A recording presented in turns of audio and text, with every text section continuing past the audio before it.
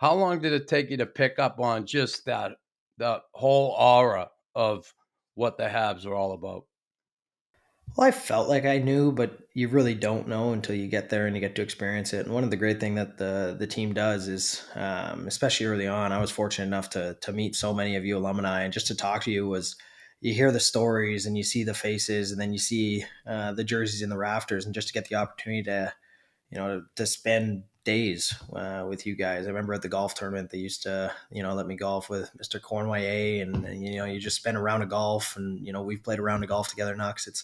It's those kind of moments where you just kind of get to talking and get to chatting, where you really, you have an understanding of how important it is. And then there's little moments that happen. I remember, both, the Sean Beliveau funeral and the Guy Lafleur funeral that we just had, when the stories really start coming out. And there's little moments that stick out for different people and how important these people were in their lives. And it is more than just a game. And especially when you're talking about an organization, a franchise like the Montreal Canadiens, that jersey means so much to so many people, and it's not lost on us players. And I think the more years you get to spend in the city, the more you start to understand that. And you've certainly been here since the beginning, and I'd love to see you um, retire with that jersey on. To be quite honest with you, not many players do that, and if there's one I believe that deserves to, it's you. Looking forward here now, you're coming back.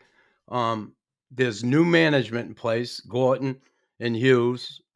Marty's here, which I think is awesome for this organization. But it looks as though, and I don't know the plan, but from the outside, it looks like they got some rebuilding to do. Are you in for that in the long haul? Listen, everybody wants to win a Stanley Cup.